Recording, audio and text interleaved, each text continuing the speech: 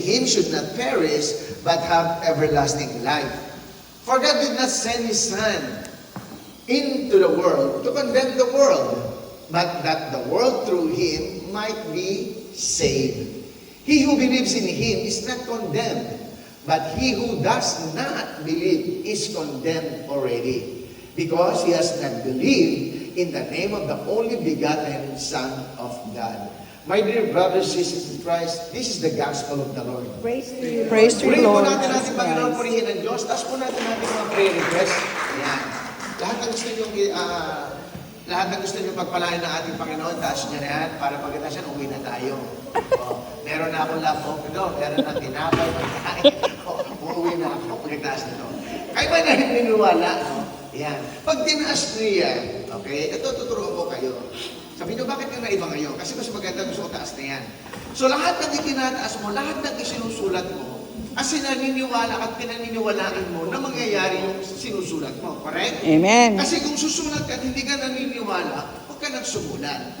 Okay? Maaari sa inyo, palagi yun pa rin na sinusulat nyo. Kasi ibig sabihin, hindi pa kayo answered prayer. So yun lang yung sinusulat. Yes, yan amen. ang tinatawag na commitment prayer. Pag Amen. mayroong isang bagay na gusto mo na makuha, yun lang ang ilalagay mo palagi. That's Amen. what we call the commitment prayer. Parang doon ka lang nakatutok doon. Amen? Amen. So you never know, baka bukas, sagutin na ng Panginoon na hindi. Amen.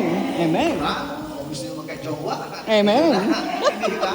Sabi nga, everything is possible. Amen. Simple lang yan eh. It's all about faith, my brothers and sisters. Naniniwala ka bang mahal ka ng Diyos? Amen. Kung ang Diyos ipinagkaloob niya ang kanyang kaisa-isang anak, how much more yung kailangan natin na hindi pa kanya niyang ibigay para sa iyo? Amen. So, nakilang Diyos, mapagpalang Ama, pagpalaan po ang mga prayer requests, ang lahat ng mga daladahan, mga tubig, mga Bible, mga wallets, mga Bitbitin ko bags, to lahat. Lord God, Bitbitin mo mga na bayo, yun. o lahat ng kanilang tataas sa mga asawa nila. Hallelujah. Lord, pagpalaan mo ang lahat ng mga bagay Amen. nito, Panginoon. Maliit man po, Lord God, ang aming maiaalay sa inyo, pero ito may galing sa aming puso. Pagpalain mo kanilang mga alay sa iyo, kanilang mga kahilingan, Yes, Lord. Panginoon, sapagkat kami naniniwala na ikaw ang Diyos noon ngayon magpakailanman.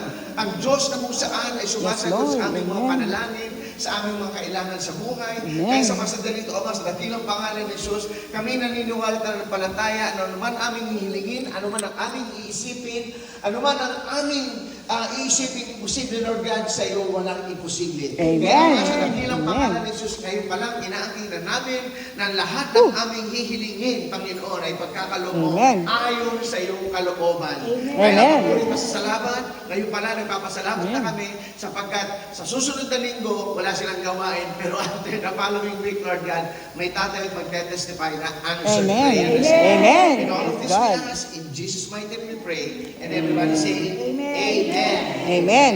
O, pwede na kayo po. Amen.